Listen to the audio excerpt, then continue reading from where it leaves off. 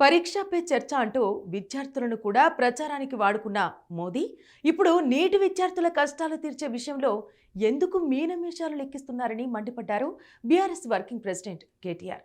లక్షలాది మంది విద్యార్థుల భవిష్యత్తు ప్రమాదంలో పడినా కేంద్రం పట్టించుకోవటం లేదని విమర్శించారు. ఓవైపు గ్రేస్ మార్కుల గందరగోళం ఉండగానే మరోవైపు పేపర్ లీకేజీల వ్యవహారంతో తల్లిదండ్రుల్లో ఆందోళన పెరిగిపోతోందన్నారు.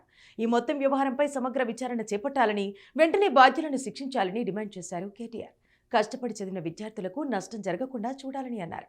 ఈ మేరకు ఎన్డీఏ ప్రభుత్వానికి కేటీఆర్ బహిరంగ లేఖ రాశారు. తమ పిల్లలు డాక్టర్ కావాలని కలలు కన్నా తల్లిదండ్రుల ఆశలపై గందరగోళంగా మారిన నీట్ పరీక్ష వ్యవహారం నీళ్లు చల్లిందని విమర్శించారు కేటీఆర్. బీహార్లో 30 లక్షల రూపాయల చొప్పున నీట్ ప్రశ్నపత్రాలు విక్రయించారని, ఇప్పటికే పదుల సంఖ్యలో అరెస్టులు జరుగుతున్నాయని వార్తలొస్తున్నా కేంద్ర ప్రభుత్వం మాత్రం స్పందించడం లేదన్నారు. మొదటి నుంచి నీట్ ఎంట్రన్స్ వ్యవహారంలో కేంద్ర ప్రభుత్వం అత్యంత నిర్లక్ష్య వైఖరిని అనుసరిస్తోందన్నారు కేటీఆర్. గతంలో ఎప్పుడూ లేని విధంగా నీట్ ఎగ్జామ్లో ఏకంగా 67 మందికి ఫస్ట్ ర్యాంక్ రావటం ఎన్నో రకాల అనుమానాలకు తావిస్తోందని అన్నారు.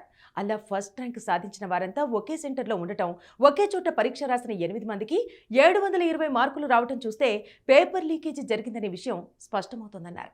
నీట్ లాంటి జాతీయ స్థాయి పరీక్షలో 1 మార్కు తేడాతోనే విద్యార్థుల ర్యాంకులు, తలరాతలు మారిపోతాయని, ఎంతో మంది అవకాశాలు కోల్పోతారని గుర్తు చేశారు కేటీఆర్.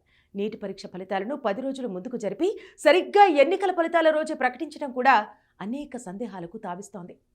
విచారణకు ఆదేశించకపోగా కేంద్ర మంత్రి ధర్మేంద్ర ప్రధాన్ అంతా సవ్యంగానే జరిగిందంటూ కప్పిపుచ్చే ప్రయత్నం చేయటం విడ్డూరంగా ఉందని విమర్శించారు ఆయన.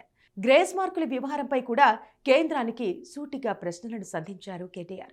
గతంలో గ్రేస్ మార్కుల ఆనవాయితీ లేదని, ఇప్పుడు కొత్తగా గ్రేస్ మార్కులు ఇవ్వటం ఏమిటని ప్రశ్నించారు.